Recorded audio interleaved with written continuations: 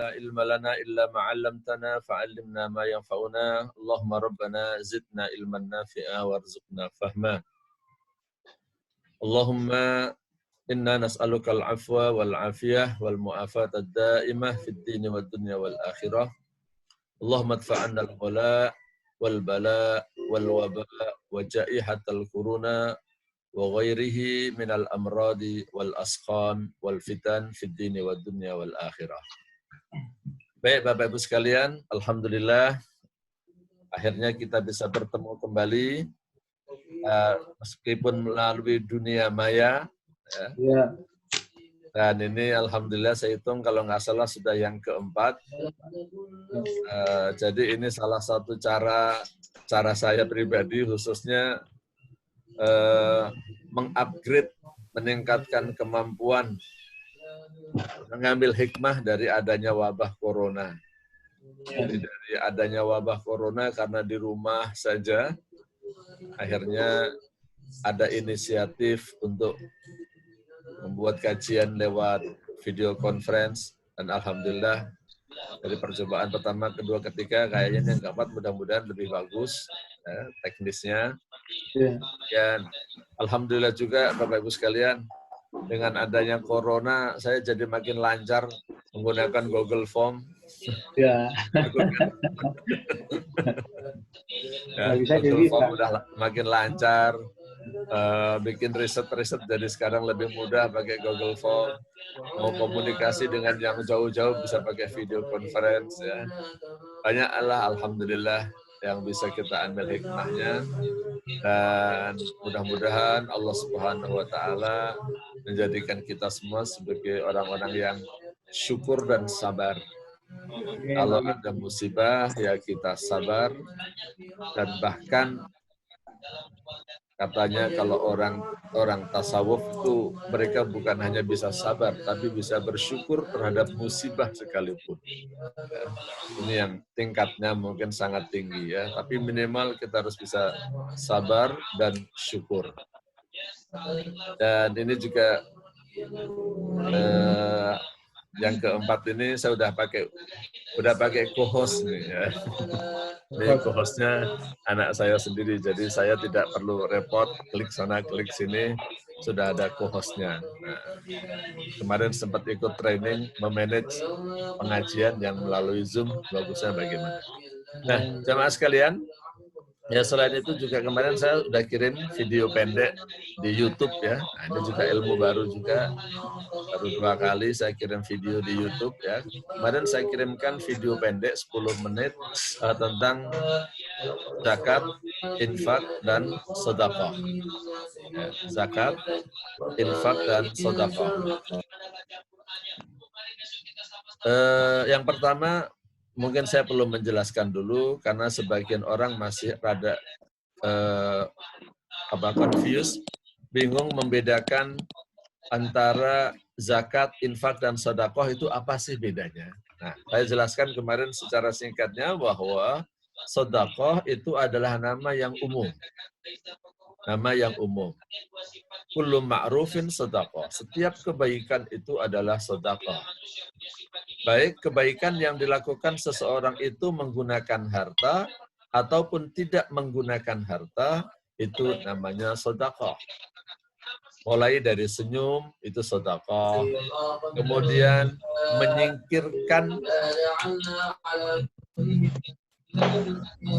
menyingkirkan istilahnya kalau Pak Kiai-Kiai zaman dulu itu menyingkirkan duri di jalan.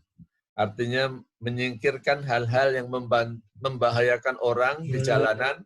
Ada apa itu?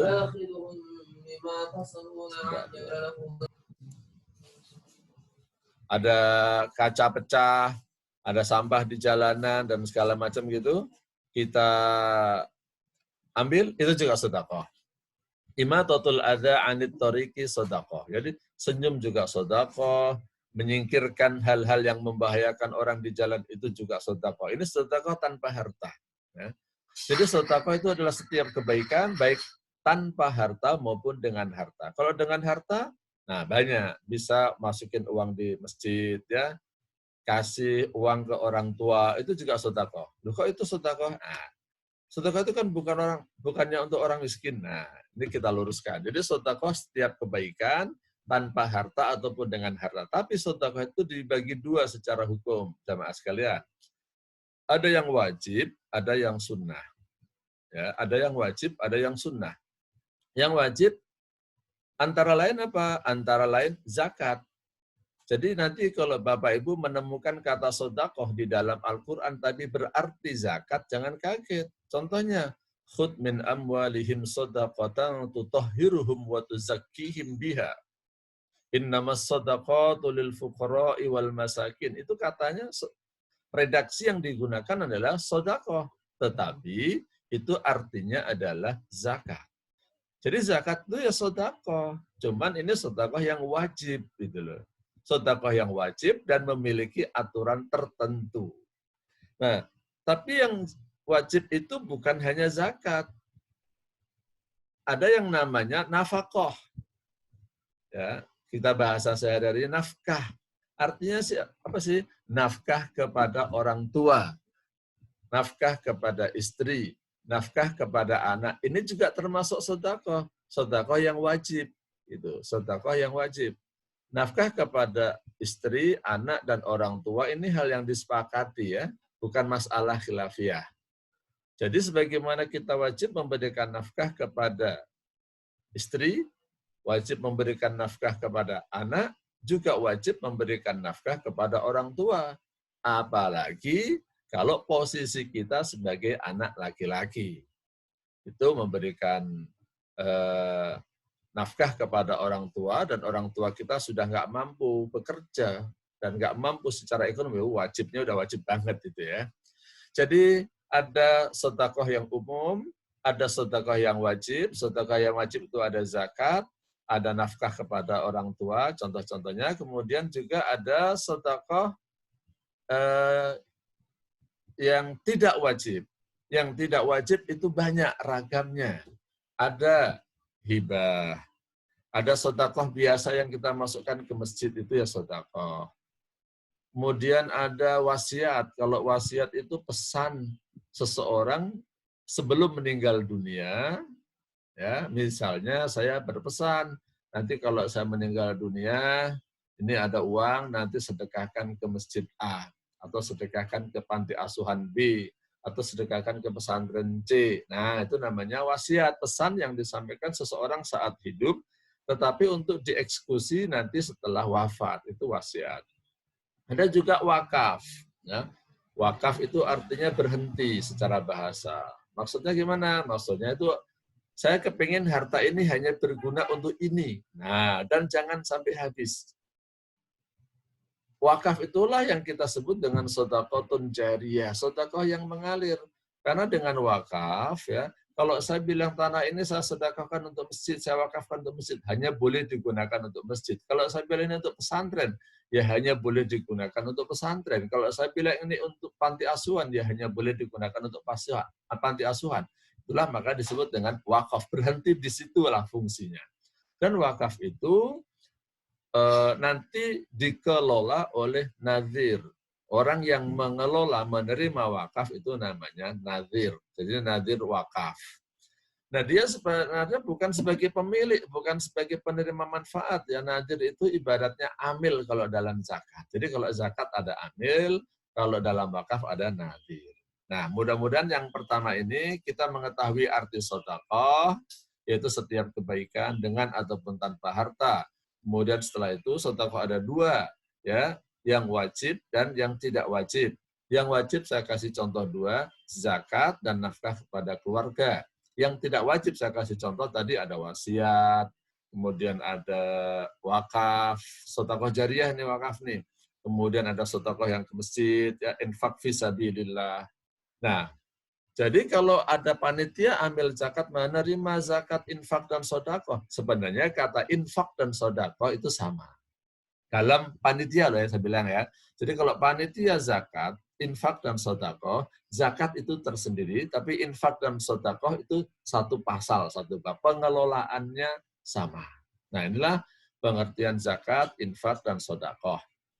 Nah berikutnya, Karena yang wajib itu adalah zakat, maka saya untuk kali ini mau coba fokus terlebih dahulu kepada zakat. Ada himbauan dari Menteri Agama ya kemarin. Kalau misalnya ini masih corona, masih terjadi corona, maka supaya zakatnya dibayar lebih awal. Kemarin ada yang nanya kepada saya, ya, yang dimaksud zakat yang dibayar lebih awal ini adalah zakat mal. Jadi saya perlu menjelaskan, zakat itu ada dua, ya. Sebentar, saya tunjukkan screen-nya sekarang. Saya share screen.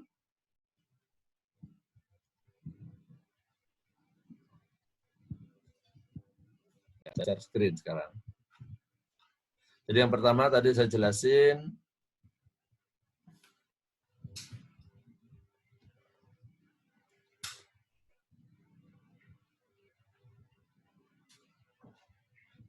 nah ini infak sudah, zakat sudah. Nah ini, zakat jamaah sekalian itu ada dua ya, ada zakat mal dan ada zakat fitr. Kalau zakat mal itu zakat atas harta. Jadi manakala seseorang memiliki harta dalam jumlah tertentu yang kita sebut dengan sudah mencapai nisab, maka dia wajib mengeluarkan zakat. Nah, bagaimana teknis atau cara mengeluarkan zakat? Banyak orang mengatakan kalau zakat itu harus haul gitu ya. Tidak semuanya. Tidak semua jenis zakat itu harus pakai haul. Ya. Ada yang harus ada haul, ada yang tanpa haul. Nah, kemudian kita harus tahu clue-nya zakat malnya ini termasuk kategorinya kategori apa. Kalau zaman dulu, zakat mal itu kategorinya dibagi menjadi 6 ini. Yang nomor 1 sampai 6. Zakat nakdain, emas dan perak. Kemudian ada zakat peternakan, zakat pertanian, zakat pertambangan, zakat perniagaan, kemudian zakat rikas. Jadi memang jamaah sekalian, kalau kita melihat di dalam kitab-kitab fikih klasik, zakat mal, zakat atas harta itu menjadi 6 clue. Artinya begini, ya zaman Nabi, profesi dan harta yang dimiliki orang itu bisa diklasifikasikan menjadi 6 ini. Nah, ulama kontemporer berijtihad bahwasanya klasifikasi zakat mal itu tidak hanya 6, bisa mencapai 7 atau 8. Ada yang menambahkan zakat profesi, ada yang menambahkan zakat investasi. Nah, kalau profesinya orang-orang zaman dulu kan masuk ke dalam kategori nomor 2, nomor 3, nomor 5, begitu kan? Nah, sekarang ini ada masalahnya, ada dokter misalnya, ada konsultan pajak, ada insinyur, ada banyak profesi yang nggak masuk di sini.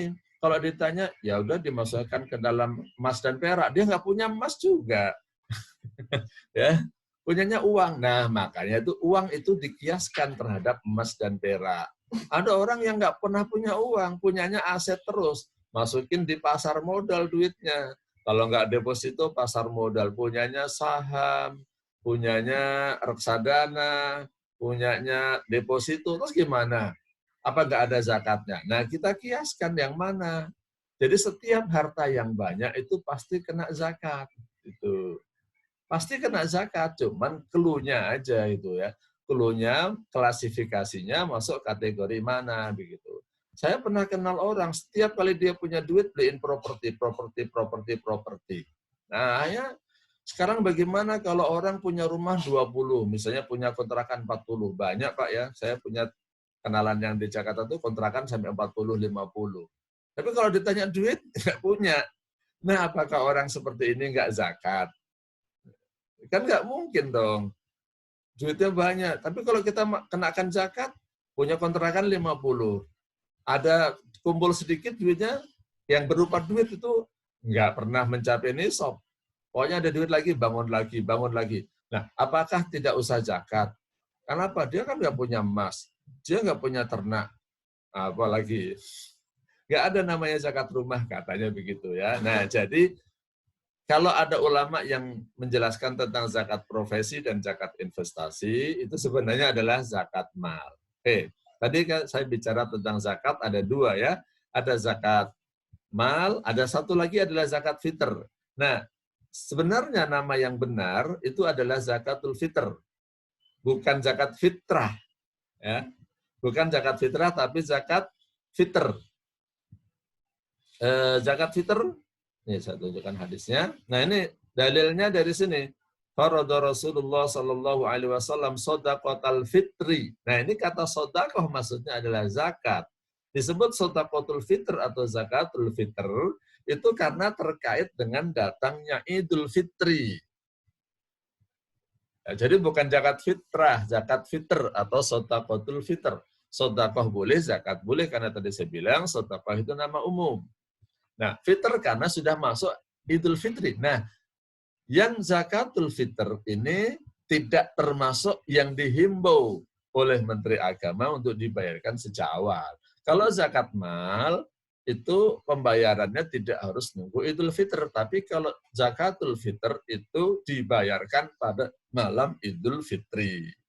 Tetapi para ulama, khususnya dalam mazhab Syafi'i, membolehkan takjil, membayar zakat fitrah dimajukan sedikit, itu boleh. Kapan memajukannya? Nah ini ada perbedaan pendapat ya. Tapi saya ambil dalam mazhab Syafi'i itu adalah mulai pertengahan Ramadan, 16 Ramadan lah, yaitu mulainya zakatul fitr. Karena tujuan daripada zakatul fitr apa sebenarnya? Nah, nih di hadis yang lain, nah nih farada Rasulullah sallallahu alaihi wasallam zakat al-fitri tu'matan lil masakin wa tuhratan lis-shaim minal lagwi wal lahwi. Faman addaha qabla shalah fahiya zakatun maqbulah wa man addaha ba'da shalah fahiya shadaqatun minas shadaqat. Jadi Rasulullah mewajibkan zakatul fitr, di sini pakai kata zakat, ya. Tu'matan lil masakin, untuk memberikan makan kepada orang miskin, wa tuhratan lis-shaim, untuk membersihkan, menyucikan orang-orang yang berpuasa. Jadi zakatul fitr itu dibayarkan, salah satu hikmahnya adalah untuk membersihkan orang-orang yang berpuasa. Lah kita belum puasa udah bayar zakat fitr, puasanya belum selesai udah zakatul fitr, belum waktunya. Jadi zakatul fitr itu dibayarkan terkait dengan datangnya Idul Fitr untuk membersihkan puasa kita minal lagwi wal lahwi, dari hal-hal yang sia-sia. Faman addaha qabla shalah, siapa yang membayarkan zakat sebelum sholat, fahiya zakatun makbulah. Nah, itu disebut dengan zakat yang diterima.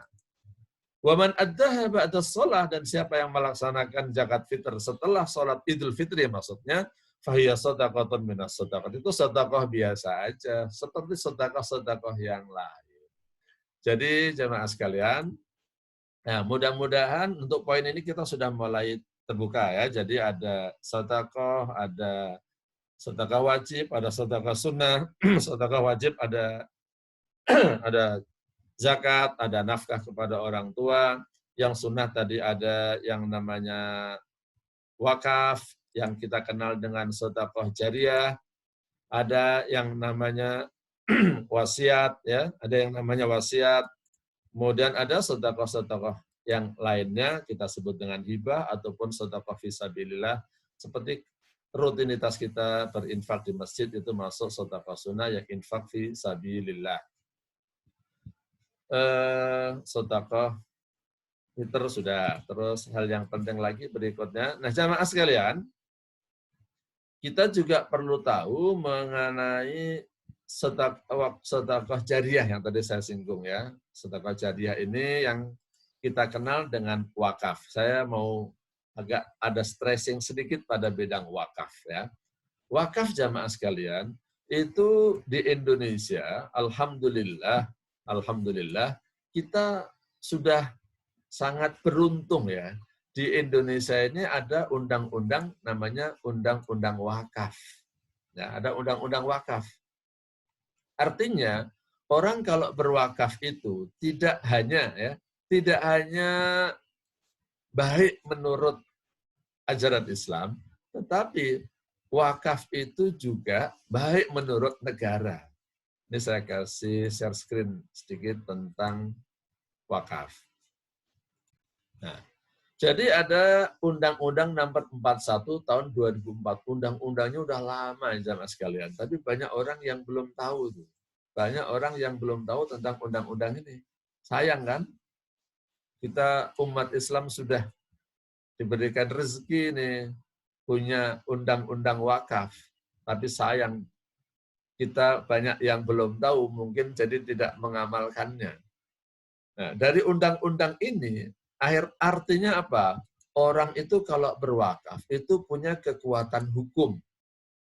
Kalau punya kekuatan hukum apa? Nah, barang-barang yang sudah menjadi barang wakaf, ya, yang sudah diwakafkan, itu barang yang dilindungi oleh negara sebagai wakaf yang tidak boleh disalahgunakan.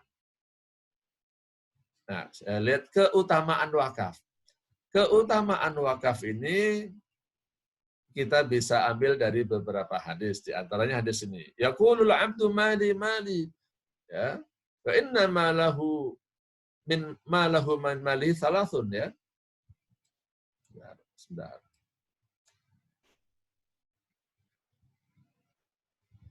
Innama lahu min malihi thalathun ma akala fa'afna aw labisa fa'abla aw a'ta faqtana wa ma siwa dzalika fa huwa dzahibun wa tarikuhu linnas. Orang banyak yang ngitung-ngitung hartanya, ini mana hartaku ini, harta ini, harta. Diingatkan sama Rasulullah, innama lahu min malihi thalathun. Harta kamu tuh cuma 3, yang kamu makan, yang kamu pakai, dan yang kamu sedekahkan. Yang kamu makan, maaf ya jadi kotoran. Yang kamu pakai lama-lama jadi rusak. Nah, yang kamu sedekahkan itulah yang menjadi milik kamu yang sebenarnya. Jadi, harta yang benar-benar menjadi milik kita itu justru harta yang kita sedekahkan. Nah, di hadis yang lain, ini kita kenal ini yang sudah hafal semua. Idza matal insanu inqata'a amaluhu illa min thalathin. Shadaqatin jariyatin aw ilmin yuntafa'u bihi aw waladin salihin yad'u lahu.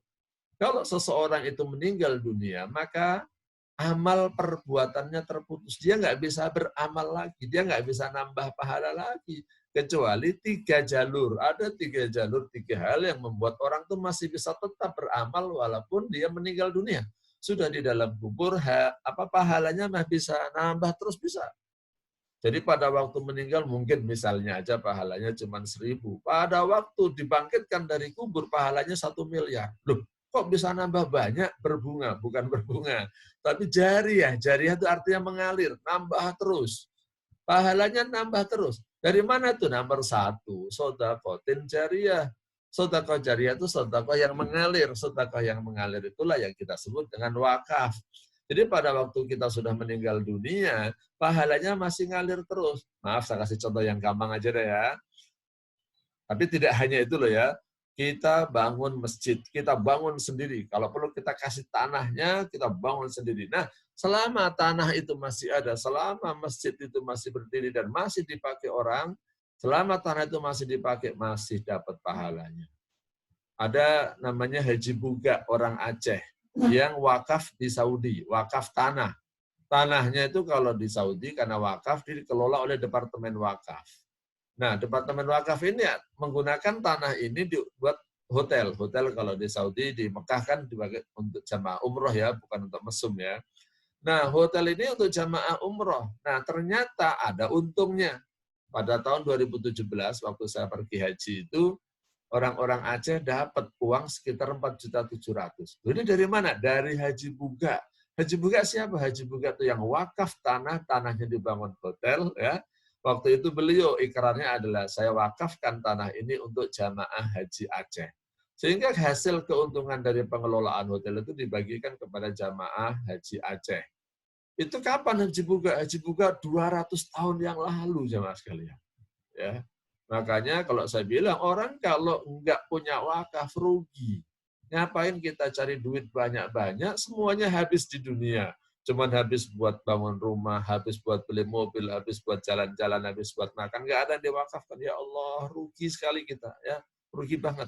Jadi kita harus punya sedekah jariah, wakaf yang kuat, yang banyak. Ya, sehingga ketika kita mati, nah itu masih mengalir pahala kita. Dan kalau bisa, kalau wakaf itu jangan tanggung-tanggung lah. Jangan cuma wakaf 1 sak semen, wakaf 2 sak semen, wakaf langsung di tanah, wakaf ini langsung masjid. Nah sekarang nanti di undang-undang ya, di undang-undang wakaf itu sudah ada namanya wakaf tunai. Wakaf tunai itu kita wakaf uang dan masih dikelola dalam bentuk uang. Ini masyarakat banyak yang salah. Jadi banyak yang mengira wakaf tunai itu saya kasih duit 1 juta, duitnya diterima oleh panitia buat bangun masjid. Itu namanya bukan wakaf tunai, itu namanya wakaf masjid. Ya. Tapi sebagian kecil dari masjid, bukan sedekah, bukan wakaf satu masjid. Jadi itu bukan wakaf tunai. Ya. Kalau wakaf tunai itu wakaf, ya kita kasih duit, nanti duitnya dikelola oleh nazir. Ini ada Pak Izzuddin ya, Pak Izzuddin ikut ngaji ini rupanya. Jadi saya nggak enak. Pak Izzuddin ini Dewan Pengawas Syariahnya Dewan Du'afa. Nah, Dewan Pengawas Syariah Dewan Du'afa ada tadi namanya ya. Nah, contoh yang jadi nadir nih, karena ada Pak Izzuddin, jadi saya ingat aja. Dewan Du'afa itu salah satu contoh nadir wakaf. Ya, ya sebagai pengelola, misalnya saya taruh Pak Izzuddin nih, saya kasih duit 1 miliar, ya, saya kepengen ini untuk anak-anak yatim. Maka duit ini nggak boleh dihabiskan. Duit ini oleh Dewan Du'afa harus dikelola. Gimana caranya? Duit ini ada hasilnya. Paling gampang contohnya, misalnya ini contohnya sekali lagi ya. Contoh yang paling gampang, ditaruhlah di deposito. Duit 1 miliar kalau di deposito, setiap bulan misalnya ada hasil berapa? Misalnya aja 10 juta. Nah, uang 10 juta itulah yang nanti disedekahkan kepada anak-anak yatim. Nah, sampai saya mati, sampai kiamat nanti duit 1 miliar ini masih ada. Setiap bulan ada hasilnya itu yang digunakan untuk anak yatim. Nah, ini yang namanya wakaf. Nah, kemudian yang tidak terputus berikutnya adalah ilmun yuntafa'u bihi, ilmu yang bermanfaat, awaladin sholihin yad'ulahu atau anak soleh. Jadi Bapak Ibu perlu punya 3 hal. Banyak wakaf, banyak ilmu yang bermanfaat, banyak anak. Paling berat nomor 3 kan. Kalau mau banyak anak mah susah itu, ngelolanya, mendidiknya, ngasih makannya, waduh susah. Banyak ilmu, wah, belum tentu bermanfaat. Banyak orang punya ilmu tapi ilmunya tidak bermanfaat. Loh, standar ilmu yang bermanfaat di mana sih? Ilmu yang bermanfaat itu ilmu yang bisa meningkatkan ketakwaan orang. Bermanfaat buat kita kalau ilmu itu bisa meningkatkan ketakwaan kita pada Allah. Bermanfaat buat orang kalau ilmu itu bisa meningkatkan ketakwaan orang lain. Ilmu yang tidak meningkatkan ketakwaan dan tidak mendekatkan diri kepada Allah, ilmu yang tidak bermanfaat. Ya, makanya ya ini jamaah sekalian, sebenarnya saya mengadakan kajian seperti ini juga saya kepingin ya ini boleh cerita sedikit ya. Dulu tuh saya sebenarnya udah nggak mau ngajar. Nah, dulu saya pernah berhenti ngajar. Bisnis saja, murni saya bisnis. Saya tinggalkan dunia ngajar. Ternyata almarhumah ibu saya ya itu apa ya bahasanya, nggak rela rupanya. Nggak rela kalau saya meninggalkan ngajar. Ya, akhirnya, aduh sedih saya bisnis sudah berhasil waktu itu udah enak, ternyata orang tua nggak ridho. Akhirnya saya mencari jalan lain, saya gimana bisa tetap mengajar, karena ibu saya kepengen, ya kamu sekolah tinggi-tinggi tapi nggak ngajar, ngapain? Cuma cari duit saja. Jadi rupanya ibu saya mengharapkan saya tetap mengajar. Nah karena diharapkan seperti itu, akhirnya udahlah, saya cari bisnis, cari kerjaan yang saya bisa sambil ngajar. Nah makanya ngajar itu bagi saya itu bagian dari birrul walidain ya, berbakti kepada kedua orang tua. Ngajar itu bagi saya lama-lama saya jadikan passion saya, hobi saya juga, senanglah rasanya ngajar ya. Makanya saya nggak ngajar kalau 1 bulan suruh di rumah terus ini udah 1 bulan lebih, boring juga. Saya kepengen bisa ngajar ya, saya kepengen bisa ngajar. Nah, akhirnya muncullah ide bisa ngajar melalui video conference. Kalau pekerjaan sih selama pandemi masih banyak ya, kerjaan dari kantor sana kantor sini masih kirim terus ya. Apalagi pekerjaan saya itu ngerangkep ngerangkep di 6 institusi, 6 perusahaan, ya memang ada terus kerjaan. Tapi kalau nggak ngajar itu rasanya kayak ikan tapi nggak boleh masuk ke dalam air gitu ya. Kayak ikan tapi suruh di daratan ya susah. Nah, jadi ilmu yang bermanfaat, atau anak yang soleh, atau sedekah jariyah yang banyak. Saya kira yang paling gampang buat kita semua, sedekah jariyah aja yang banyak, wakafin yang banyak. Ya. Jadi ini saya hitung sudah sekitar 30 menit nih saya sampaikan pemaparannya.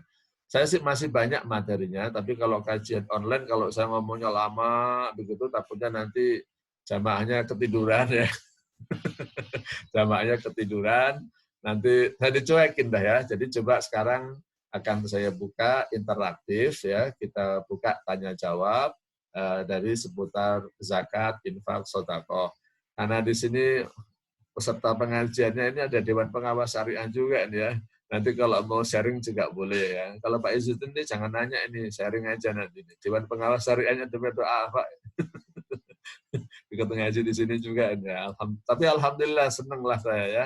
Senang kalau ternyata ada DPS-nya juga. Mudah-mudahan nanti beliau bisa ikut sharing juga. Nanti kalau ada yang nanya tentang tempat du'afa, ini kesempatan ya tentang zakat nih. Pak Izzuddin bisa ini. Ini saya nggak janjian loh. Oh, ada nama Pak Izzuddin. Wah, mudah-mudahan ini Pak Izzuddin benar yang memang dompet du'afa ini Dewan Pengawas Syariah. Baik, Gofar, boleh di-unmute, Far. Sementara di-unmute. Bagi yang mau bertanya, boleh sebutin nama. Tapi kalau maaf, nanti kalau rada berisik karena ada suara background, nanti kita buat model angkat tangan aja ya. Saya Ustaz.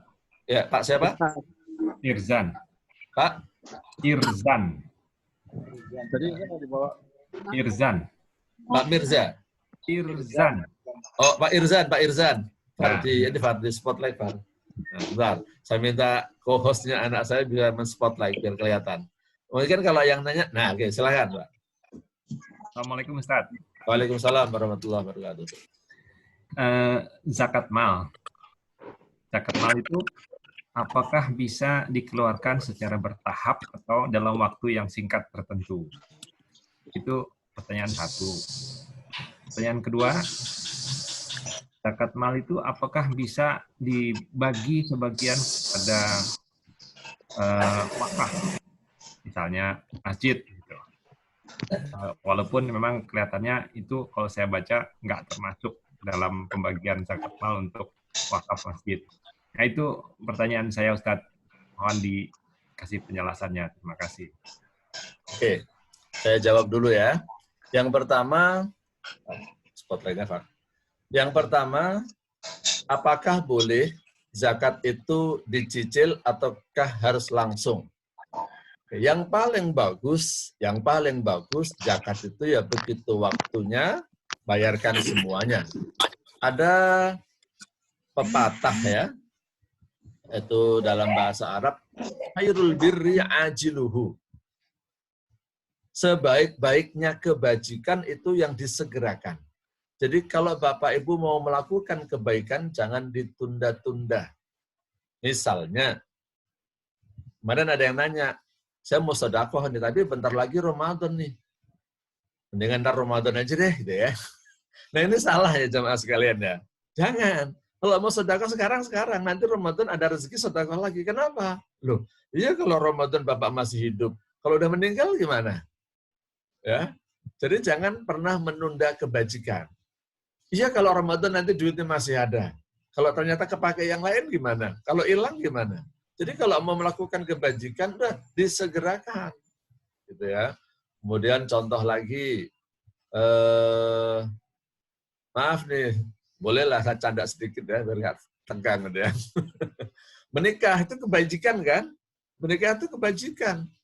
Nah, dulu ketika saya kuliah di Libya, itu sama dosen-dosennya itu dimotivasi, mahasiswa itu suruh pada nikah begitu. Suruh pada nikah.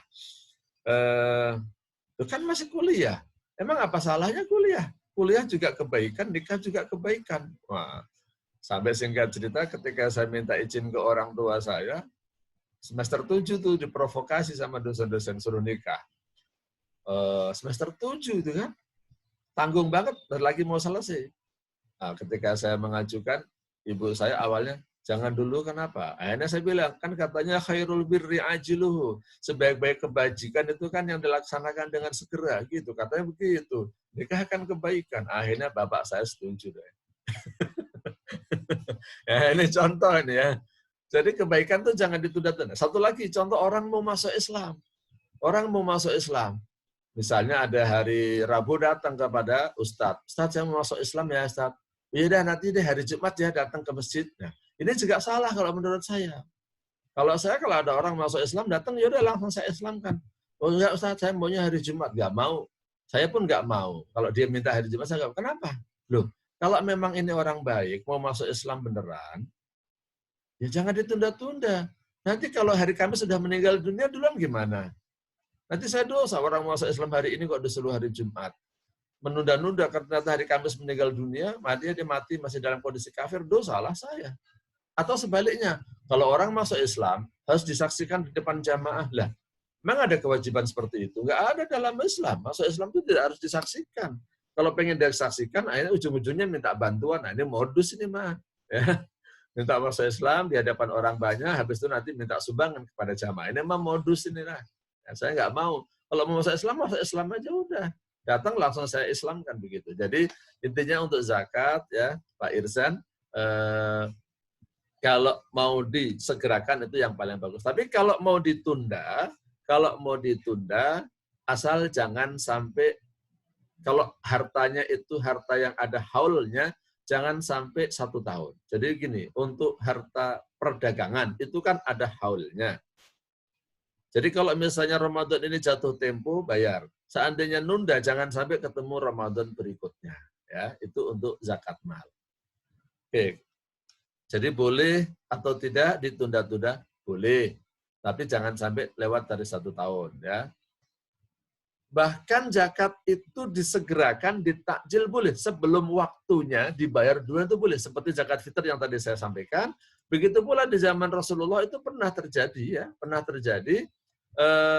Zaman masa sulit begitu, masa sulit. Jadi orang itu diminta oleh Rasulullah untuk membayarkan zakatnya, ya, untuk membayarkan zakatnya untuk 2 tahun, 3 tahun ke depan. Ya, zakat dibayar di muka, boleh. Jadi nanti diberitahu kenapa? Ini negara sedang membutuhkan, sehingga orang boleh zakat dipercepat supaya kebutuhan negara untuk menangani permasalahan yang terjadi pada waktu itu bisa pakai uang zakat yang sudah terkumpul sekarang. Nanti tinggal diperhitungkan. Ya, orang yang sudah zakat hitungan 2 tahun, 3 tahun itu boleh. Ya, itu ada hadisnya. Kemudian kalau yang tadi, boleh nggak sih zakat untuk masjid? Ya, zakat untuk masjid boleh nggak? Nah, jadi zakat itu kan sebenarnya penggunaannya sudah ditentukan di dalam surah At-Taubah itu. Yang innamas shadaqatu lil fuqara wal itu kan hanya 8 golongan. Jadi wallahu a'lam bishawab ya. Kalau yang saya pahami dari 8 kelompok itu semuanya adalah berbicara tentang person, orang fakir, orang miskin, orang yang bekerja di lembaga zakat, amil, ghorim orang yang berhutang, ya, mu'allaf orang yang tertarik pada Islam, atau orang yang masuk Islam tapi masih lemah. Kan? Kemudian Ibnu Sabil, itu kan orang yang kehabisan bekal di perjalanan. Jadi Ibnu Sabil jangan diartikan setiap orang yang bepergian secara umum ya. Sekarang banyak orang kaya bepergian ke sana kemari, duitnya banyak. Dia nggak bawa duit tapi bawa ATM ya. Ini sudah saya tunjukkan share screen ayatnya ya. Nah, ini innamas shadaqatu lil fuqara wal masakin. Fakir kan orang, miskin orang, amil juga orang, mu'allaf itu juga orang yang tertarik pada Islam atau yang masuk Islam tapi belum kuat. Nah, ini di Indonesia banyak kesalahan juga. Orang masuk Islam udah 20 tahun masih dibilang mu'allaf ya. Dulunya non-muslim, sekarang Islam. Ini katanya mu'allaf. Enggak, mu'allaf itu yang Islamnya baru-baru masuk Islam masih lemah, itu mu'allaf. Wafir riqab itu hamba sahaya, sekarang udah nggak ada hamba sahaya ya. Wal gharimin itu juga orang yang banyak utang. Utang untuk kebutuhan pokok, jangan utang untuk mengembangkan usaha ya. Banyak pengusaha-pengusaha orang kaya juga punya utang ya. Mohon maaf saya menyebutkan nama orang. Mungkin kalau dicek jangan-jangan biasanya Pak Abu Rizal, Khairul Tanjung ya. Mungkin kalau dicek dicek utangnya ada, tapi piutangnya lebih banyak. Jadi maksudnya Gharim di sini kebutuhan pokok ya utang untuk kebutuhan pokoknya sampai dia tuh nggak cukup gitu loh ya. Bukan utang untuk mengembangkan bisnisnya. Saya juga punya utang kalau gitu ya. Wa fisabilillah wa benis sabil. Nah, kata sabilillah inilah yang sering maaf nih. Jadi artinya rada kayak dibelokkan. Berarti untuk bangun masjid, bangun panti asuhan, bangun pesantren itu kan sabilillah. Nah, kalau begitu amil juga sabilillah, mu'alaf juga sabilillah, ya kan? Fakir miskin juga sabilillah. Jadi sabilillah ini sebenarnya zakat ini bicara person jamaah sekalian. Zakat itu uang zakatnya, harta zakatnya itu nanti dibagikan kepada person, ya, yang membagikan nanti aslinya adalah amil gitu. Jadi sabilillah itu bukan untuk pembangunan.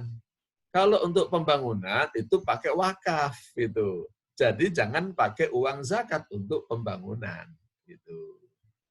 Maka boleh nanti ini aja deh, coba langsung aja deh saya minta sharing mungkin nih.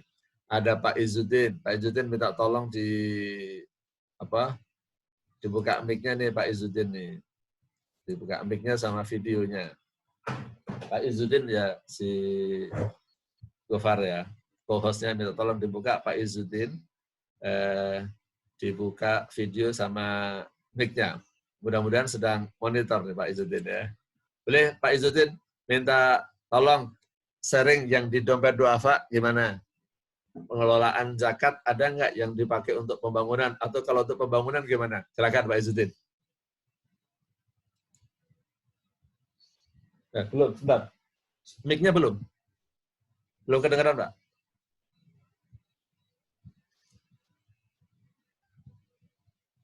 Sudah dibuka tapi ya, Pak?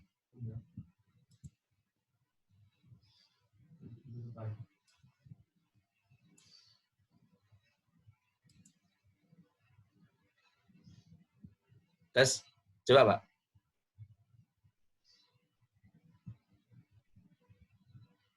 Belum bisa ya? Sudah di-unmute, Pak? Atau mic-nya?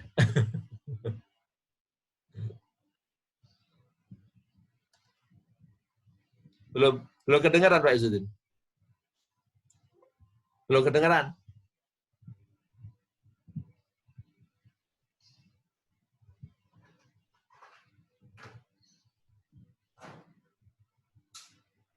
Oh sayang, kayaknya ada gangguan di mikrofonnya nih. Jadi udah di-unmute itu, videonya udah kelihatan. Mic-nya juga sudah dibuka, tapi belum kedengeran ya, belum kedengeran. Mungkin headset-nya kali atau mic-nya. Baik, sambil mungkin Pak Izzuddin ini ngecek ngecek mic-nya. Yang lain yang mau bertanya boleh angkat tangan aja, angkat tangan biar nggak berisik ya. Angkat tangan nanti co-hostnya nanti yang buka nanti. Nah, Pak Mamat tuh silakan. Pak Mamat dibuka ya Gofar ya. Ada Pak Mamat, ada Pak Tommy Bustomi. Pak Mamat dulu. Pak Mamat videonya boleh dibuka juga Pak Mamat. Nah, silakan Pak Mamat di spotlight ya Pak Mamat ya. Ya.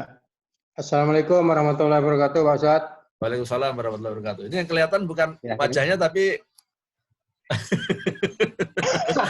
belum mandi, Pak Ustadz. Oh gitu ya. Ya silakan. Pak Ustadz, makanya kemarin saya ada titipan pertanyaan dari keluarga lah ya. Ya. Saya tanya, kalau yang bunga deposit, bunga inilah bunga tabungan bank konvensional ya. Jadi dia punya tabungan. Nah ini tabungannya udah lama sekali, udah lama dan bunganya cukup besar, dibilang.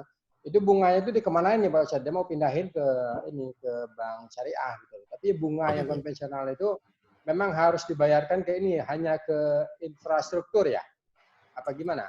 Oke. Bisa nggak untuk kita atau apa? Gitu. Oke, baik. Saya jawab dulu ya. Yang Pak Tommy sama Pak Arman ntar ya, saya jawab dulu.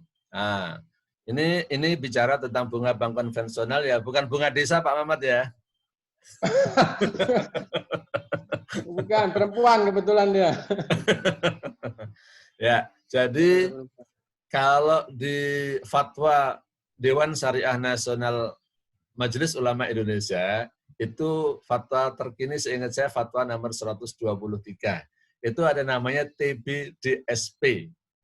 Ya, dana yang tidak bisa diakui sebagai pendapatan. Dana tapi tidak bisa diakui sebagai pendapatan. Untuk perusahaan-perusahaan syariah, ya, perusahaan-perusahaan yang mengatakan syariah, kalau dia ada bunga yang didapatkan, ya namanya perusahaan kalau tidak buka di bank konvensional saat ini mungkin rada susah ya. Ada bank syariah tapi kadang-kadang tidak memadai ya. Termasuk bank custody itu kan dulu nggak ada yang bank syariah. Bank custody itu bank yang mengelola reksadana. Akhirnya tetap aja dapat bunga. Nah, bunga ini termasuk TBDSP, dana yang tidak bisa diakui sebagai pendapatan. Nah, terhadap dana seperti ini harus di cleansing ya. Saya bukakan filenya sekaligus ya. Untuk apa saja boleh digunakan ya kalau ada dana yang termasuk bunga ini. Jadi saya langsung tunjukkan.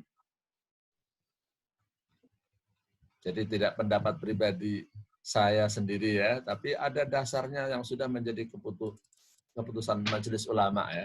Jadi sambil mengenalkan ini lagi buka. Di Majelis Ulama itu ada dua lembaga yang menerbitkan fatwa. Satu namanya Komisi Fatwa, ya. Satu namanya adalah Komisi Fatwa, yang satu lagi adalah Dewan Syariah Nasional. Kalau fatwa-fatwa yang terkait masalah bisnis, itu yang menerbitkan adalah Dewan Syariah Nasional. Kalau fatwa-fatwa yang di luar itu, yang menerbitkan adalah Komisi Fatwa, termasuk kemarin panduan ibadah pada saat wabah. Nah, itu yang menerbitkan adalah Komisi Fatwa Majelis Ulama Indonesia.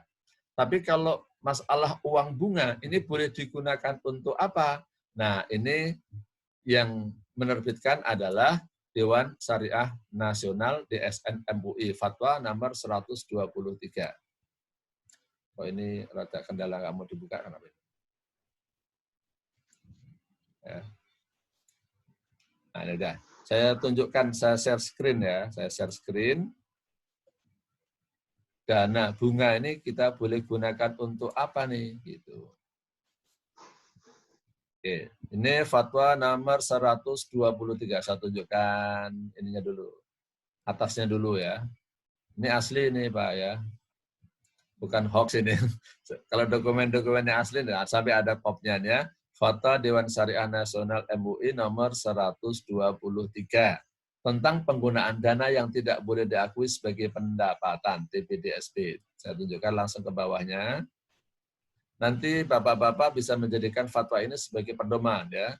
Menjadi pedoman penggunaan bunga ini. Nah, ini. Saya bacakan. Dana yang tidak boleh diakui sebagai pendapatan bagi lembaga keuangan syariah dan seterusnya adalah dana yang diterima atau dikuasai oleh lembaga keuangan syariah, lembaga bisnis syariah, dan lembaga perekonomian syariah, tetapi tidak boleh diakui sebagai pendapatan atau kekayaannya. Nih. Dari mana saja dana TBDSP itu? Dana TBDSP berasal antara lain dari satu, A. Transaksi tidak sesuai dengan prinsip syariah, transaksi syariah yang tidak terpenuhi ketentuan dan batasannya, dana sanksi, ya sanksi keterlambatan, dana yang tidak diketahui pemiliknya, dana pada, sebentar, yang ada bunganya mana? Nah ini nih, maaf nih, di A. Dana TBDSP berasal antara lain dari transaksi tidak sesuai prinsip syariah yang tidak dapat dihindarkan, termasuk pendapatan bunga dalam kurung riba. Jadi karena bunga itu dianggap riba, jadi ini termasuk TBDSP, tidak boleh diakui sebagai pendapatan. Kalau itu menjadi milik kita pribadi, artinya deposito uang kita pribadi, ya uang bunga ini tidak bisa menjadi milik pendapatan pribadi kita, gitu maksudnya. Nah, terus digunakan untuk apa? Nah, di sini saya tunjukkan ya. Ketentuan penggunaan dana TBDSP. Dana TBDSP wajib digunakan dan disalurkan secara langsung untuk kemaslahatan umat dan kepentingan umum yang tidak bertentangan dengan prinsip syariah. A. Penanggulangan korban bencana. Ini termasuk corona ini bencana ya, bencana non alam. Boleh buat nyumbang, buat beliin masker, ya, buat beliin APD itu. Sarana penunjang lembaga pendidikan Islam ataupun masjid musola dan penunjangnya. Jadi kalau menurut fatwa ini boleh sih digunakan untuk sumbangan ke masjid atau musola. Maaf ya Bapak Ibu, ini banyak pertanyaan. Jadi masjid boleh.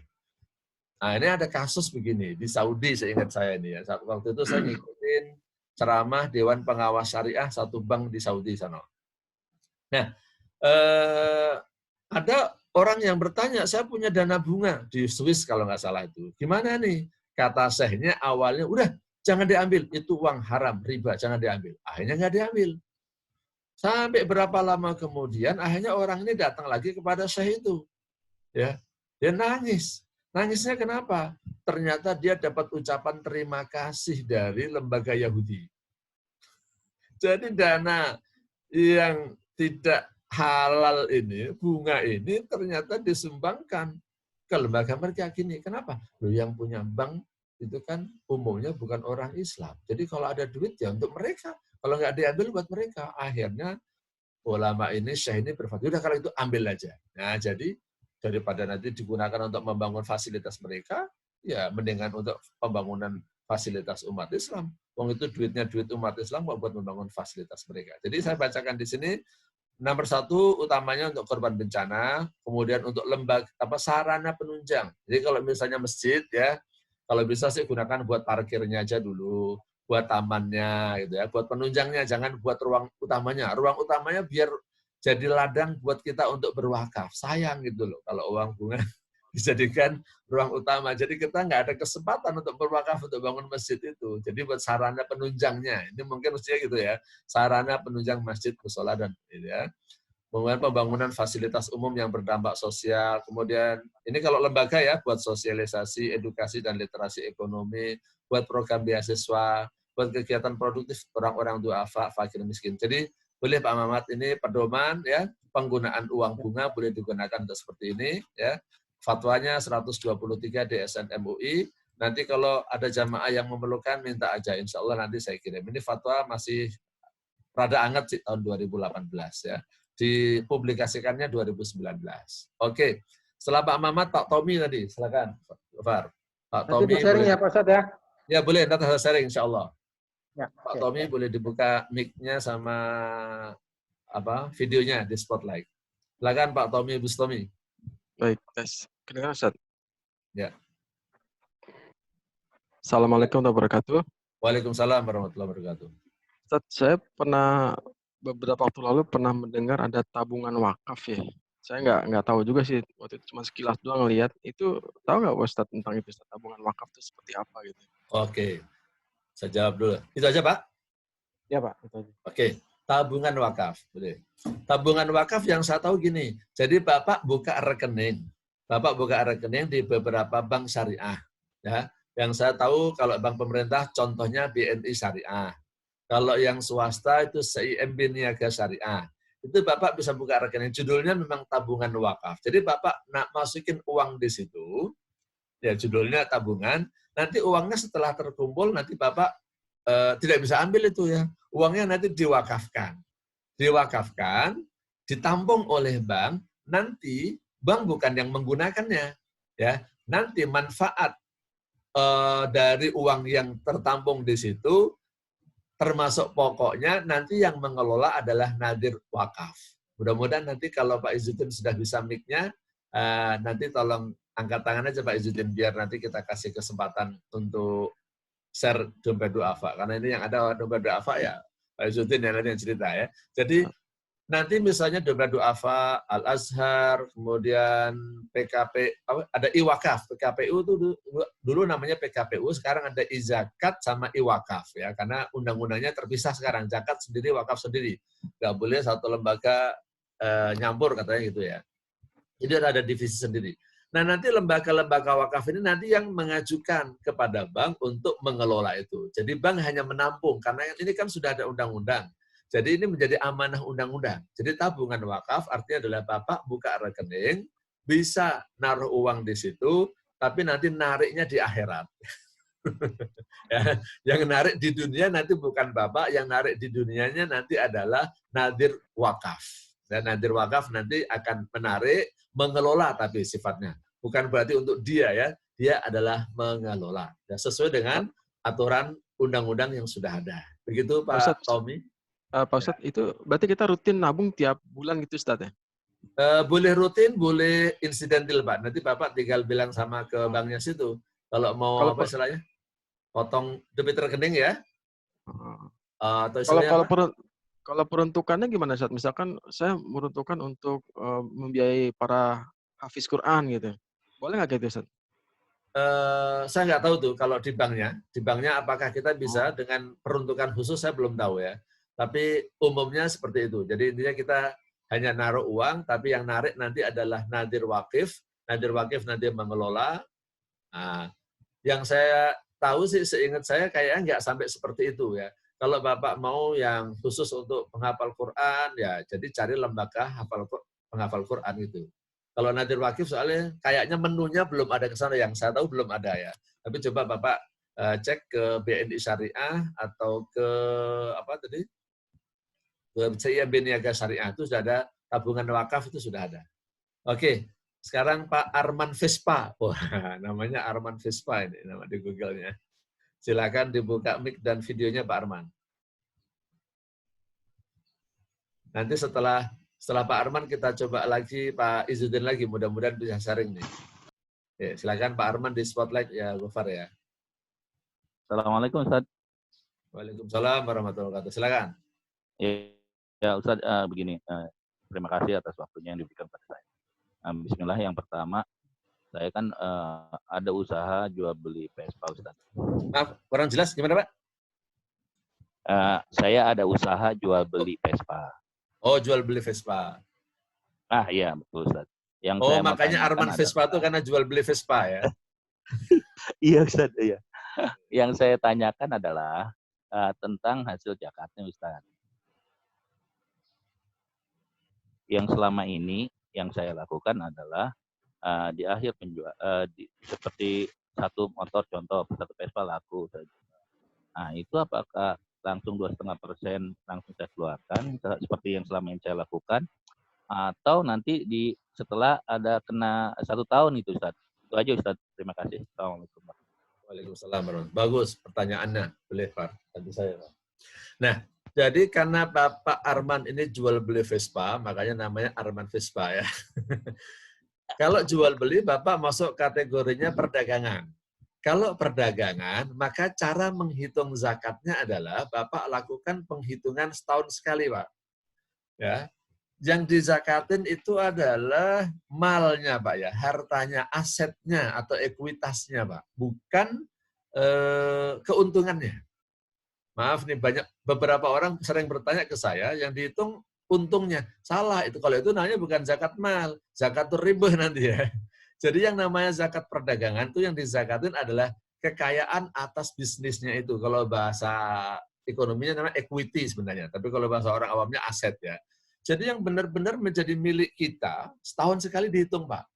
Jadi Bapak punya uang, gini, kalau zakat perdagangan dengan zakat uang itu kan sama Pak. Jadi pada misalnya ya, Bapak lakukan hitungan, mestinya sih pas haulnya kapan? Anggap aja Ramadan lah sekarang.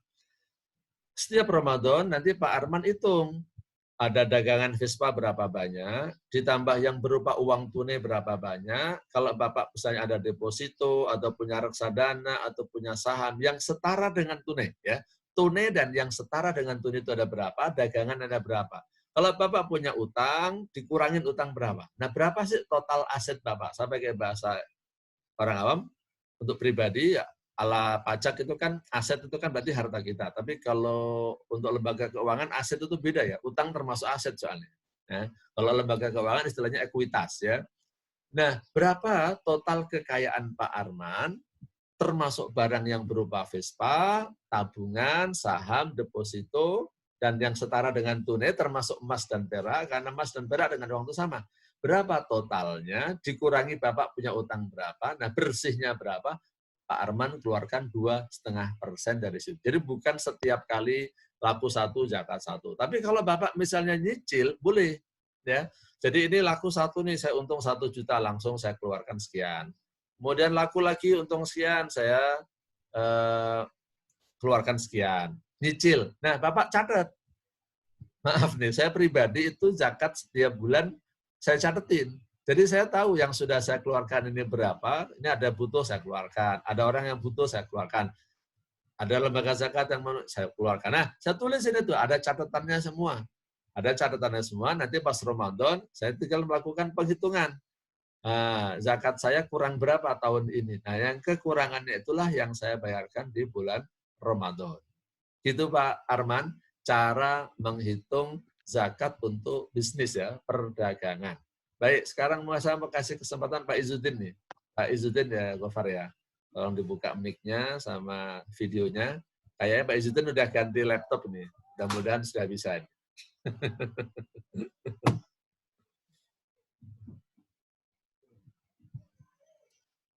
Yang namanya Izzuddin. Tinggal mic-nya ya. Nah, udah. Assalamualaikum. Waalaikumsalam. Udah bisa Pak Izzuddin. Silakan. Apa? Lantas matikan satu. Nah, jadi beliau ini Dewan Pengawas Syariah Dompet Duafa. Jadi kalau mau tanya tentang Dompet Duafa, dah tahu tanya sedetail-detailnya beliau ya. Silakan Pak Izzuddin. Masih kedengaran suaranya? Masih. Oke. Afan, tadi ada masalah dengan mic ya. Mungkin dari beberapa pembahasan yang tadi disampaikan, ada beberapa hal yang mungkin untuk memudahkan rekan-rekannya ataupun ekwa semuanya di sini. Pertama tentang masalah zakat, diantaranya yang sudah biasa ataupun sudah menjadi kebijakan di lembaga Dompet Duafa, kita menggunakan objek zakat yang wajib dikeluarkan itu sudah diekspan, artinya diperluas. Jadi tidak seperti yang kita ketahui di fikih klasik ya, yang hanya ada 6 ataupun 7 kisos zakat. Nah, cara mengekspannya gimana? Kita menggunakan fikih atau pendekatan modern, antaranya adalah kias ataupun melakukan analogi.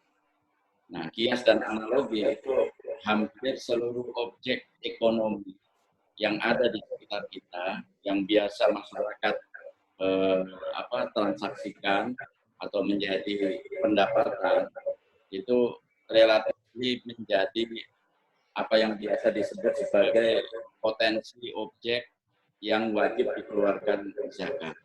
Maaf Pak Izzuddin, mungkin ada gemanya. Antum nyalain 2 laptop kayaknya ya? Bentar, saya matikan satu. Satu ya? Saya gema. Bentar. Nah, jadi tadi yang pertama Pak Izzuddin menjelaskan bahwa objek zakat dikembangkan. Kalau dulu hanya 6, yang peternakan, pertambangan, dan seterusnya itu ada 6, sekarang dikembangkan. Artinya objek zakat lah, harta yang harus dizakati sudah dikembangkan. Oke. Nah, itu lebih jelas tuh Pak Izzuddin, silakan. Oke. Nah, di antara kebijakan yang diambil dalam konteks objek yang wajib dikeluarkan zakatnya, dari yang klasik tadi, Ustaz, itu dimudahkan penggolongannya ataupun pengelompokannya. Ada pengelompokan yang sifatnya haul dan ada pengelompokan yang sifatnya tidak haul. Nah, yang pengelompokan yang sifatnya haul, karena haul itu adalah cukup setahun, hampir kita menggunakan cara penghitungannya itu seperti dalam metode akuntansi, di mana dalam metode akuntansi itu ada pembukuan tahunan. Nah, ternyata objek pendapatan ekonomi kita itu juga ternyata memang ada di antaranya yang perlu penghitungan secara pembukuan akuntansi, dan itu membantu sekali kita dalam menentukan apakah itu masuk kategori objek zakat yang dihitung haul atau tahunan ataupun tidak. Nah, untuk kategori yang pembukuan tahunan, betul tadi disampaikan oleh Ustadz Sofwan, di antaranya adalah harus melihat sisi seperti dalam akuntansi ada namanya ekuitas, ada namanya return ataupun hasil kelola dari ekuitas modal tersebut. Ini pendekatan pembahasan kita tentang masalah zakat ya. Karena kalau kita menggunakan cara penghitungan seperti ini nanti banyak sekali yang potensi yang bisa kita kembangkan sebagai objek penerimaan zakat. Oke. Nah, contoh umpamanya, kalau kita punya harta, aset, nah aset itu tidak kita kembangkan, maka sama dengan hukum ekonomi, ketika aset itu tidak dikembangkan, maka ada kewajiban yang harus kita keluarkan setiap tahun, yaitu dalam bentuk apa? Kewajiban zakat. Padahal kalau dalam sistem ekonomi itu juga ada hal yang akan tergerus dari aset tersebut, yaitu inflasi.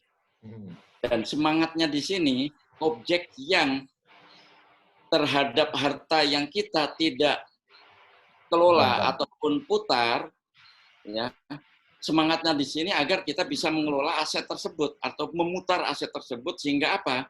Nanti kalau aset itu diputar, yang dikeluarkan zakatnya itu bukan dari asetnya, tapi dari hasil investasinya.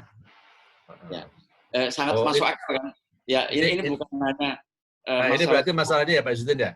Masalah apa? Dalam kitab klasik itu kan harta yang dizakatin harus ada an-nama yang berkembang gitu ya. Nah, sekarang ada orang yang menginvestasikan hartanya menjadi tidak berkembang, beli tanah. Ya. Saya pernah punya jamaah beli tanah 120 hektar, langsung itu Pak, 120 hektar. Ya. Nah, sebagian orang memang mengatakan, ini kan tanah, nggak ada zakat tanah. Nah, itu yang dijelasin Pak Izzuddin maksudnya ya. Jadi kalau dia beli tanah, nggak berkembang, ya salahnya dia, kenapa nggak dikembangin gitu Pak ya. Ya, dan di situ dalam hukum zakat, terhadap yang kita miliki, karena memang seluruh persyaratan kepemilikan atau hak kita terhadap aset tersebut terpenuhi, dan ketika terpenuhi maka wajib dikeluarkan zakat. Tapi kalau seandainya tanah itu dikembangin, nanti relatif zakat terhadap aset tersebut yang tahunan itu tidak perlu untuk dikeluarkan, tapi yang dikeluarkan adalah kalau ditanemin jadi zakat pertanian ya. Betul, hasil dan investasinya. Contoh umpamanya tanah itu disewakan, tanah itu dibangun gedung di atasnya. Itu nanti jatuhnya tidak wajib untuk dikeluarkan zakat atas equity-nya, tetapi hasil investasi. Gitu. Nah, yang dikenal dengan zakat investasi istilahnya sekarang. Betul. Istilah zakat investasi. Tapi nanti zakat yang disebut dengan zakat mal harus kita lihat malnya itu ada proses numu atau enggak, atau berkembang enggak. Kalau ada berkembang berarti nanti hasil pengembangannya itu kita sebut sebagai hasil ataupun zakat investasi. Nah, relatively kalau kita berpikir menggunakan pola cara hitung-hitungan seperti dalam akuntansi, dan akuntansi juga istilahnya sejalan dengan mekanisme kita di dalam menghitungkan atau valuation terhadap objek zakat, maka itu nanti akan mudah di kalangan para masyarakat dalam menentukan mana yang wajib dikeluarkan dari zakatnya. Oke, Pak Izzuddin, yang tadi ditanyakan, kalau saya kan tadi bilang bahwa zakat itu tidak boleh digunakan untuk pembangunan. Nah, banyak orang bertanya, itu lembaga-lembaga zakat juga pada bangun ini, bangun itu. Nah, itu gimana? Kalau di Dompet Du'afa tentang pembangunan itu pakai alokasi dana apa? Silakan, Pak Izzuddin. Ya, kita juga di dalam mengimplementasikan sisi objek zakat tidak saklek hitam putih menggunakan kalau dalam istilah usul fiqh ada manatul hukum ya, ataupun alasan hukum. Nah, setiap manatul hukum dalam implementasi masrufat atau masruf zakat seperti yang tadi Ustadz sampaikan 8 pihak tadi, memang ada objektivitas. Objektivitasnya itu kita atur dengan ada namanya fikih aulawiyat, ada fikih muwazanat, jadi fikih prioritas, fikih perimbangan, ya, kemudian fikih maslahat, Ustaz. Nah, setiap lembaga mereka pasti ada ijtihad yang walaupun mungkin tadi jawaban Ustaz Sofwan dalam implementasi tentang masalah fisabilillah atau ibni sabil cukup jelas tuh secara teoritisnya. Artinya memang ada sebagian ulama yang menyebut itu sebagai persen. Tetapi kadang-kadang perimbangan antara setiap masorif zakat di era sekarang itu berbeda dengan era zaman dahulu, maka ada perimbangan lain dari sisi maslahatnya. Nah, perimbangan lain dari sisi maslahatnya itu perlu istihad-istihad yang diambil oleh lembaga tersebut dalam mengimplementasikan, khususnya muncul dari Dewan Pengawas Syariah ataupun Dewan Syariah biasanya yang memberikan masukan. Nah, seperti di dompet duafa, untuk pembangunan infrastruktur dan lain sebagainya, memang kita sudah ada alokasi pos khusus tentang masalah itu.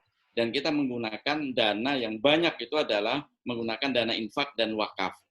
Jadi kalau untuk pembangunan fiksi, sarana dan lain sebagainya, itu biasanya hanya pada kondisi tertentu, contoh umpamanya di wilayah timur Indonesia, di NTT, dan lain sebagainya, di mana alokasi ataupun sumber zakatnya lebih dominan dibandingkan dengan infak ataupun wakaf, maka istihad kita dalam fisabilillah membangun infrastruktur masjid itu bisa dialokasikan untuk umpamanya pembayaran pekerjanya dan lain sebagainya bisa fisabilillah, Ustaz.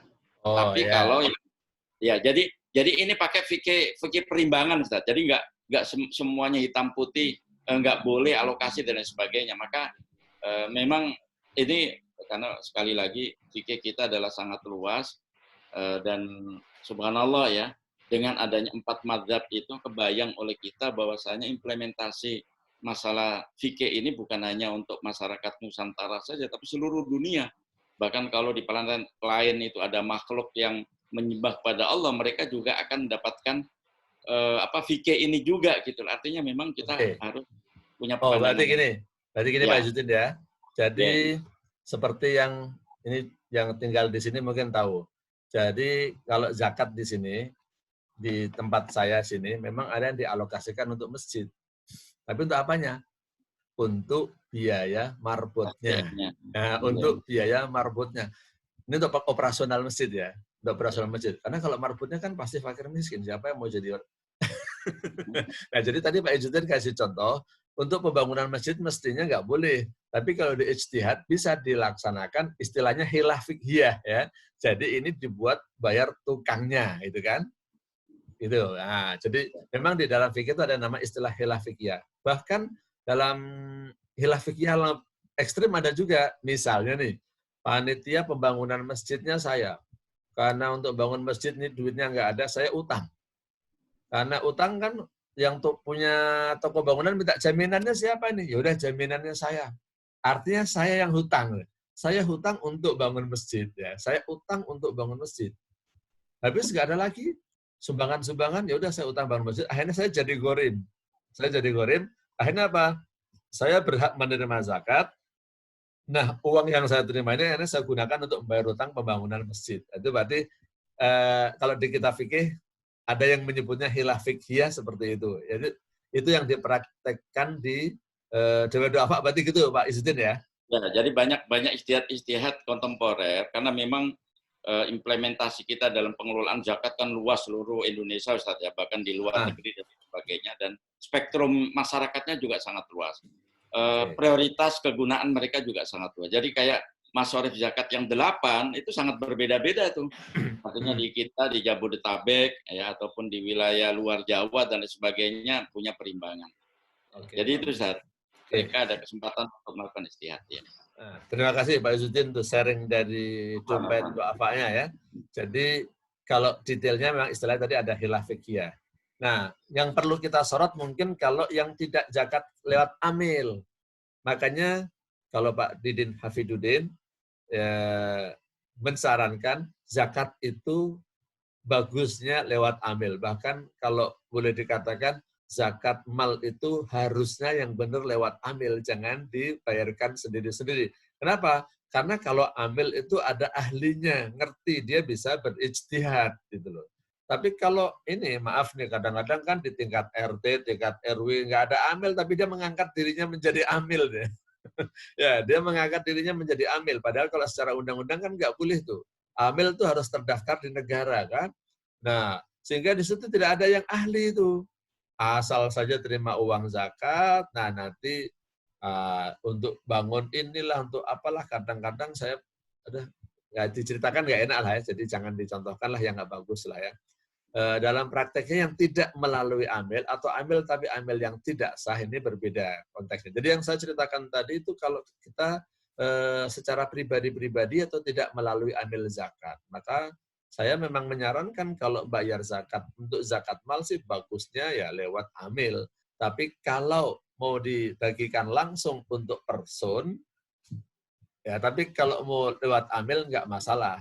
Tapi kalau dia zakat langsung ke panitia pembangunan masjid, nah itu udah maksud saya. Ini yang saya rada khawatir tuh Pak Izzuddin tuh. Jadi panitia pembangunan masjid kadang-kadang nggak ngerti tuh. Bahkan saya pernah baca proposal ya, minta zakat untuk peringatan Maulid ya, untuk peringatan Maulid dan santunan anak yatim. Tapi yang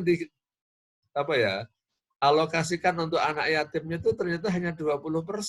Yang gede apa? Untuk sewa tenda, sewa sound system.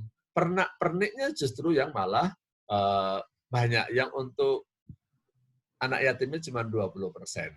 Oke, ini ada pertanyaan, saya jawab dulu lewat chat ya. Saya mau tanya perihal zakat profesi, asbabun nuzulnya apa? Oke. Begini ya Pak Imra, kalau asbabun nuzul itu sebenarnya istilah untuk Al-Quran ya. Ayat Al-Quran diturunkan itu namanya asbabun nuzul.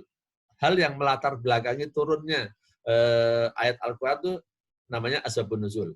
Nah, sekarang kalau zakat profesi, ijtihadnya kira-kira asal-usulnya gimana sih, itulah ya. Jadi gini Pak, misalnya saya jadi konsultan. Kita kiaskan kita bandingkan dengan petani. Petani itu wajib mengeluarkan zakat kalau hasilnya mencapai 5 wasak. Nah, boleh saya tanya Pak Izzuddin? Pak Izzuddin, sekarang 5 wasak standarnya berapa Pak? Untuk petani? Untuk petani sama dengan perhitungan di klasik, Ustaz, masih asli. Kalau yang masih petani. 700 kilo ya? Ya. 700 kilo ya? Ya. Oke, nah 5 wasak 700 kilo Pak. 700 kilo itu kalau anggap sajalah 1 kilonya, kalau 10.000 biar gampangin hitungan. 700 kali 10.000 cuma 7 juta. Anggaplah saya buat mahal 10 juta. Petani punya penghasilan 10 juta, wajib zakat Pak. Artinya petani kalau panen 5 wasak 700 kilo, anggap aja 10 juta itu saya buat tinggi deh, ya tinggi banget deh. 20.000 per kilonya, berasnya ada premium nih. 20.000 kali 700 kilo, itu berarti 14 juta ya. Petani punya penghasilan 14 juta dalam waktu panen. Panen itu kan 3 bulan Pak, yang cepat lah ya. 14 juta, 3 bulan wajib zakat. Nah sekarang ada konsultan Pak ya, konsultan itu kerjanya atau dokter Ustaz. Dokter. Dokter ya, dokter bedah. Dokter bedah. Tapi saya punya teman konsultan itu ngitungnya dia per jam. Jadi 1 jam dia dibayar berapa sih bilang? $100 kalau nggak salah. $100 kali, kalau 15.000 aja udah berapa itu? Ya. Yang murahan itu $40. Yang murah itu $40. Wah, mantep banget ini konsultan begini. Nah, sekarang kalau ada konsultan dokter bedah yang sehari kerjanya bisa 15 juta, apa nggak bayar zakat, Pak? Zakatnya nanti aja, tunggu setahun. Belum setahun duitnya udah habis buat jalan-jalan, buat beli mobil, buat beli kondotel. Ya. Saya ada, waktu barengan saya beli itu, ada orang beli kondotel, Pak, cash Pak, 8 Pak. Ya. 8 unit kondotel, Pak, ya, coba. Nah, apakah orang-orang yang seperti ini tidak kita wajibkan membayar zakat profesi, duitnya punya? Petani yang penghasilannya segitu aja, sekitar 14 juta 3 bulan, kalau di rata-rata sebulan 5 juta, itu wajib zakat. Masa ini yang 15 juta sekali, sehari nggak wajib zakat? Nunggu duitnya nanti udah keburu habis buat bayar cicilan, buat beli Alphard, ya kan? Buat beli Jaguar. Nah, itu asal-usulnya ijtihadnya seperti itu, Pak, tentang zakat profesi ya. Kemudian pertanyaan berikutnya, bagaimana jika perusahaan sudah memotong gaji karyawan 2,5% per bulan dan uangnya dikumpulkan oleh DKM perusahaan? Berarti kita sudah bayar zakat mal yang dibayarkan per bulan. Ya, ini dimasukkan cicilan aja, Pak. Karena yang dipotong oleh perusahaan kan biasanya cuma gaji Bapak. Bapak kan mungkin masih punya penghasilan yang lain. Ya. Jadi Oke, jadi Bapak catat ya, saya bulan ini udah dipotong sekian, dari sekian. Nah, setelah tahun nanti berapa? Nah, pas penghitungan tahunan, Bapak kan punya penghasilan dari sono sini, ada SPJ ya. Kalau tugas keluar kan dapat uang lagi, itu mungkin belum dipotong zakatnya ya. Mungkin Bapak juga sambil dagang, Bapak mungkin punya kontrakan. Ya, betul. Jadi intinya itu sebagai cicilan zakat. Berikutnya, kalau perdagangan susu dan pempes, apakah dihitung harga jual atau harga belinya? Karena kemungkinan barang tersebut bisa jadi nggak laku karena expired. Nah, jadi untuk pedagang ya, Ibu Deborah, itu zakatnya memang dihitung setahun sekali. Pas setahun sekali, seperti yang tadi saya sampaikan ke Pak Arman, hitung berapa aset atau ekuitas Ibu. Ya. Kalau barang yang sudah nggak laku, ya sudah, tidak expire. Nah, untuk barang dagangan yang masih berupa barang, yang dihitung adalah harga modal Ibu, ya, bukan harga jualnya, tapi harga modalnya berapa. Jadi ketika melakukan stop of name, ya, itu dihitung dari harga modalnya atau harga belinya. Berikutnya, ini pertanyaan berikutnya. Pak Ustadz, boleh tidak zakat fitr dialokasikan untuk pembangunan musola? Soalnya pernah saya mendapati kasus seperti yang saya sebutkan di atas. Wah, kalau zakat fitr ini jelas nggak boleh nih ya. Mau zakatul fitr tadi disebutin tuhratan lis-shaim wa tu'matan lil masakin. Zakat fitr itu semangatnya ya Pak Saiman, itu untuk memberikan kecukupan pangan di hari raya Idul Fitri. Jadi sekali lagi disebut zakatul fitr, ini terkait dengan datangnya Idul Fitri, diharapkan semua umat Islam itu berbahagia. Jangan sampai ada yang kekurangan makan. Maka untuk zakat fitr, bagikan biar semua orang Islam bisa makan. Jadi jangan untuk pembangunan musola. Kalau mau pembangunan musola, tadi udah ada strategi ya, aslinya nggak boleh, tapi kalau pakai zakat mal, bisa, tapi nanti untuk bayar gaji tukangnya. Ya, untuk bahan bangunannya nanti dari infak, sedekah, wakaf. Nanti kalau masih kurang juga, seperti disampaikan Pak Yesus tadi, strateginya dompet duafa, nah itu nanti gaji tukangnya aja pakai uang zakat. Kalau saya sampaikan di kompleks saya kasih tahu ya, jadi kita menghimpun zakat setiap bulan, bukan pas Ramadan doang. Setiap bulan itu ada zakat, ada infak, sedekah sendiri. Nah itu diantaranya untuk kita gunakan pengelolaan masjid. Tuh, untuk mengelola masjid, kok pakai duit zakat? Ya, saya gunakan untuk bayar marbutnya. Soalnya kalau nggak gitu, marbutnya kasihan. Saya bandingkan di sekitar sini, marbut gajinya cuma 300 ribu, 500 ribu. Kasihan, dia bilang. Ya dibayarlah yang pantas lah. Kalau nggak gitu, nanti masjidnya nggak bisa bersih. Ya. Kita bisa ada 3 karyawan untuk ngurusin masjid, karena masjidnya gede. Gimana? Kalau ngandelin uang infak, ya ada. Pakai uang zakat. Alhamdulillah, di komplek saya ini sekitar 250 kepala keluarga, itu zakat setahun bisa sekitar 300 juta ya, bisa sekitar 300 juta. Nah, makanya masjidnya biar bersih karena ada karyawan yang ngurusin masjidnya. Ini pertanyaan cukup banyak nih. Berapa persen dari harta yang dimiliki yang dapat diwakafkan? Apakah uang warisan dapat diwakafkan? Apakah dompet duafa memiliki pengelolaan wakaf? Nah, nanti Pak Izzuddin yang jawab nih yang coba. Jadi wakaf itu kalau Bapak masih hidup tidak ada batasnya. Bapak sekarang punya harta, ya wakafkan semua boleh, tapi anjurannya di dalam Islam orang bersedekah itu sepertiga aja, ya, karena nanti perlu memikirkan untuk kebutuhan diri kita sendiri dan juga anak kita. Kalau Abu Bakar beda, ya, Abu Bakar beda, pernah menginfakkan seluruh hartanya, karena Rasulullah tahu Abu Bakar tuh punya cara yang pintar untuk dapat duit. Ya. Jadi sebenarnya tidak ada batasnya Pak. Untuk maaf Bulian yang nanya ya. Jadi wakaf tidak ada batas maksimalnya, tapi sarannya yang dianjurkan adalah sepertiga. Sepertiga dari kekayaan kita itu kita wakafkan. Apakah uang warisan dapat diwakafkan? Kalau sudah menjadi milik kita, boleh. Artinya misalnya bapak saya meninggal, ninggalin warisan, warisannya buat saya. Nah, kemudian saya wakafkan, itu sangat bagus. Ya, sangat bagus. Biar bapak saya atau ibu saya yang meninggal dan memberikan warisan kepada saya dapat kecipratan pahalanya. Nah ini pertanyaan nih buat Pak Izzuddin nih, apakah dompet duafa memiliki pengelolaan wakaf? Boleh Pak Izzuddin dibantu nih. Ya, alhamdulillah Bu. Jadi dompet duafa juga sekarang yang menjadi kebijakan prioritasnya untuk pengelolaan zakat infak sodako wakaf itu adalah wakaf, karena memang bisa kita pahami bersama ya bahwasanya antara zakat, kemudian infak, sodako, dan wakaf itu 3 prinsip yang sangat berbeda. Kalau zakat itu adalah kewajiban minimal yang diwajibkan kepada umat Islam, di mana definisinya adalah mengeluarkan dari harta tertentu oleh orang tertentu dalam kondisi tertentu atau dalam waktu tertentu dan kepada pihak tertentu. Jadi semuanya serba tertentu. Term and condition, jadi sangat minimalis. Nah, sementara ada objek lain selain dari zakat yang tidak tertentu seperti zakat, itu adalah infak sodako. Tapi infak sodako dari segi pemanfaatnya sangat bebas, sangat umum, sehingga apa? Sangat konsumtif dalam arti bisa langsung habis. Sementara zakat habisnya hanya untuk pihak-pihak tertentu. Kalau infak sodako habis dan dari sumber apa saja. Nah, yang ketiga ini adalah wakaf, di mana resource atau sumbernya itu bebas mau berapa saja, dari siapa saja, ya kemudian untuk apa saja manfaatnya, dengan syarat satu, aset dari wakaf tersebut tidak boleh habis dan dihabiskan. Kedua, justru harus bisa berkembang. Kenapa harus berkembang? Karena wakaf, pengelolaan wakaf itu lawan dari bagaimana sistem ekonomi itu ada saat ini. Kalau aset tidak dikembangkan, lama-lama dia akan habis oleh inflasi dan bahkan akan berkurang penyusutan. Dan itu tidak boleh di dalam wakaf. Maka wakaf justru harus berkembang, aset yang kita miliki tidak boleh habis.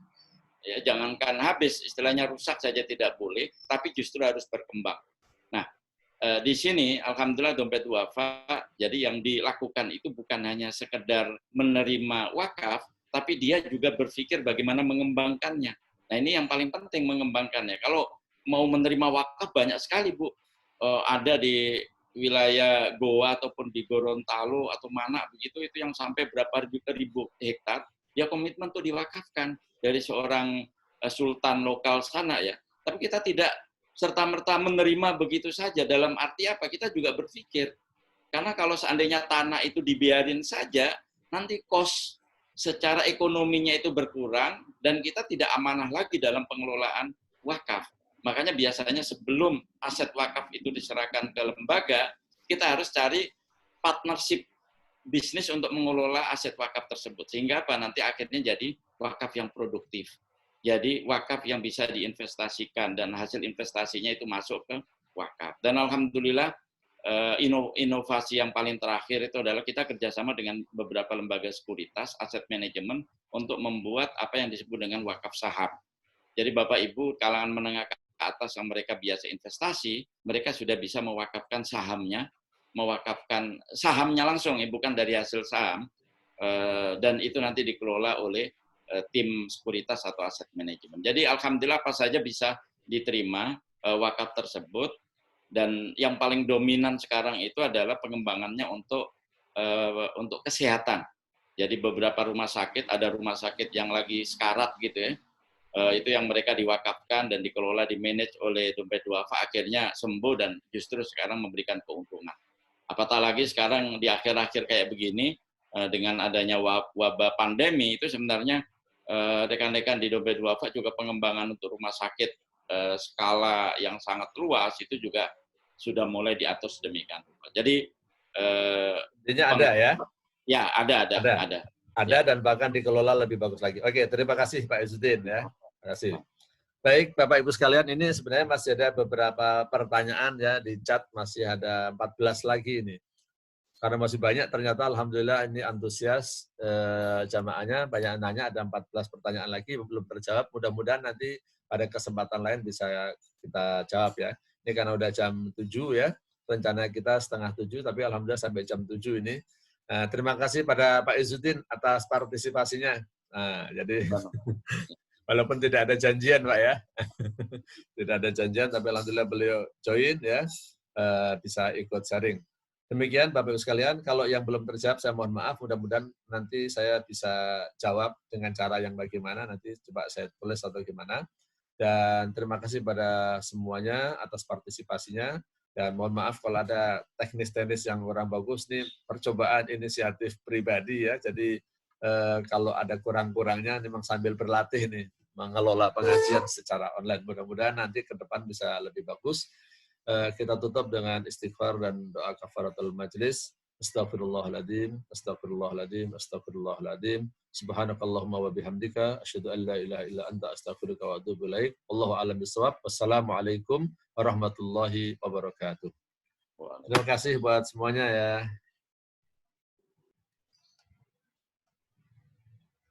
Halo.